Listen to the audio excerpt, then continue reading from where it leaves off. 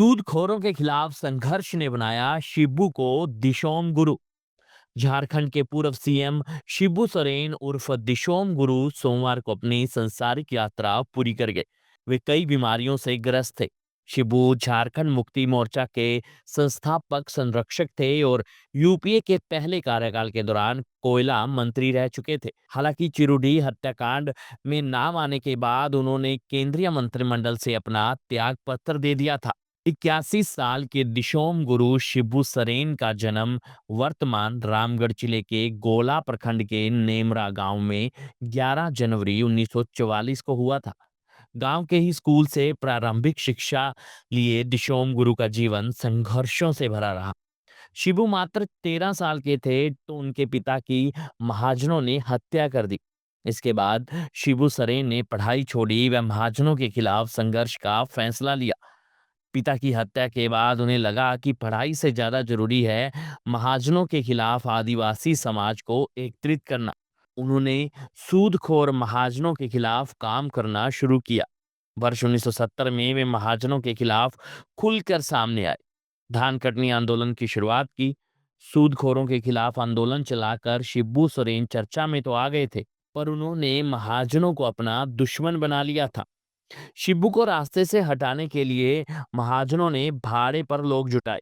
उन दिनों आदिवासियों को जागरूक करने के लिए शिबू सोरेन बाइक से गांव-गांव जाते थे।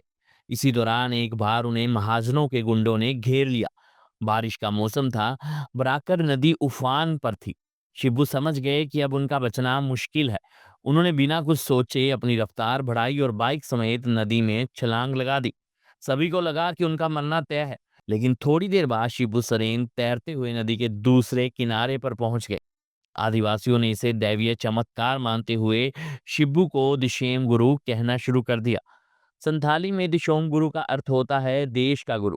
शिबू सोरेन 2 मार्च 2005 को पहली बार झारखंड के मुख्यमंत्री बने, लेकिन बहुमत साबित नहीं कर पाने के कारण 10 दिन में ही उन्हें इस्तीफा देना पड़ा।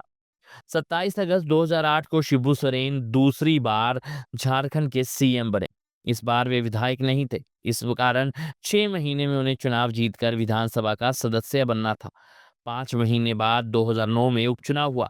शिबू को सुरक्षित सीट की आवश्यकता थी, पर कोई भी उनके लिए अपनी सीट छोड़ने को तैयार नहीं था। जो विधायक सीट छोड़ने को तैयार थे वे मुश्किल सीट थी। फिर तमाड़ विधानसभा में उपचुनाव का ऐलान हुआ।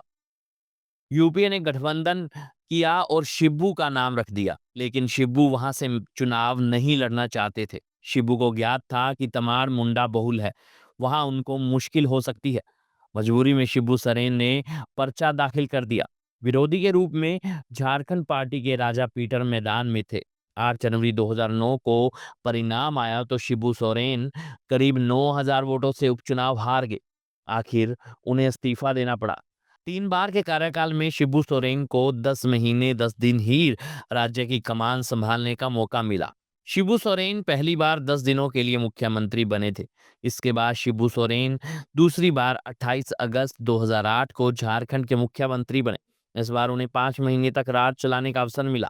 उन्होंने 18 जनवरी 2009 को मुख्यमंत्री पद से इस्तीफा दे दिया।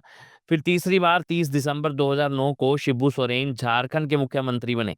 इस बार उनका कार्यकाल महज 5 महीने का रहा। उन्होंने 31 मई 2009 को मुख्यमंत्री के पद से इस्तीफा दे दिया। आज उनके पुत्र हेमंत सोरेन राज्य के मुख्यमंत्री पद पर विराजमान हैं। हमारी खास रिपोर्ट।